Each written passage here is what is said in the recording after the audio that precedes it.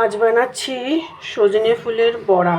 আগের দিন বানিয়েছিলাম একটু বেগুন দিয়ে, যেমন আমরা নিম বেগুন খাই সেরকম সজনে ফুল দিয়ে বেগুন দিয়ে বানিয়েছিলাম। সেটা বানিয়েছিলাম আমার এক বান্ধবীর রেসিপি দেখে। তো আজ বানাচ্ছি হচ্ছে সজনে ফুলের বড়া। তার জন্য নিয়ে নিয়েছি একটু সজনে ফুল, দেখো নিয়েছি। তার মধ্যে দিয়েছি একটু বেসন, একটু চালের গুঁড়ো দিয়েছি। চালের গুঁড়ো দিলে মচমচে হয়, এটা তো আমরা সবাই জানি যারা বড়া ঠড়া একটু রান্নাবাড়ি করি। আর দিয়েছি হচ্ছে তার সঙ্গে একটু কালো জিরে, কাঁচা লঙ্কা, স্বাদ মতো নুন, হলুদের গুঁড়ো, ব্যাস। কেন কি এটা একটু উপকারী টাইপের, তো বেশি কিছু এর মধ্যে দেবো না। এবার এটাকে একটু ভালো করে আগে মিশিয়ে নিই।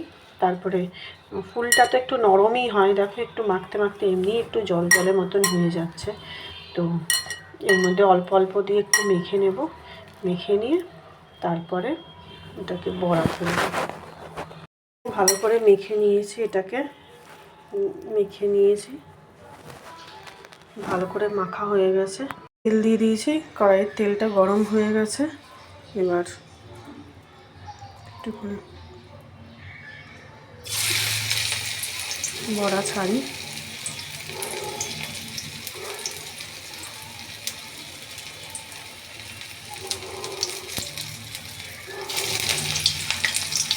আমরা তো জানি কলা গাছের কোনো বিকল্প নেই, কলা গাছের কোনো জিনিস ফেলা যায় না। সে কলা পাতা থেকে শুরু করে ফুল থেকে শুরু করে কিছুই।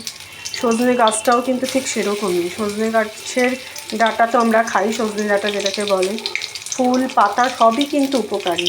বিশেষ করে এই যে টাইমটা, এখন যে টাইমটা চলছে, সেই টাইমের জন্য তো সজনে গাছের কোনো বিকল্প নেই। সজনে গাছটারও সমস্ত কিছু কিন্তু খুব উপকারী। তো আমরা তো শুক্তো বলো, যে কোনো সর্ষে দিয়ে, যে কোনো কিছু দিয়ে তো আমরা সজনে ডাঁটা বিভিন্ন লোকে বিভিন্ন রকমভাবে রান্না করে। তো সজনে ফুলটাও কিন্তু আমি আগে কোনো দিনও করিনি, খাইও নি। এবার করলাম, দেখলাম ভালোই লাগলো। আগের দিন খেয়েছি বেগুন দিয়ে, আর আজকে ভাবলাম একটু বড়া করি। এবার আরেক দিনকে সজনে পাতার যে বড়াটা হয় সেটা একদিন তোমাদের সঙ্গে শেয়ার করব। তো এটা ভাজা হোক।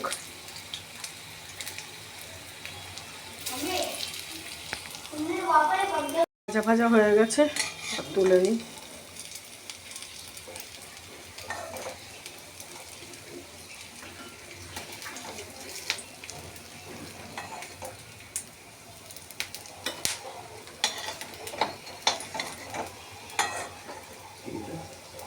এই যে সর্ষে ফুলের বড়া, গরম কিন্তু দেখো নি।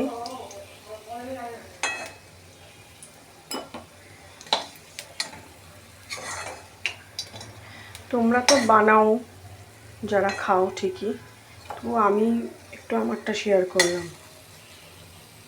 বানিয়ে দেখো, শুধু খাওয়ার জন্য না, আমরা তো বড়া ঠড়া করি যদি নিরামিষ থাকে। এটা উপকারীও, শুধু বড়া না, এটা উপকারীও জিনিস। এই টাইমটা, বিশেষ করে এই যে টাইমটা চলছে বসন্তকাল, এটার জন্য খুব উপকারী। চলো।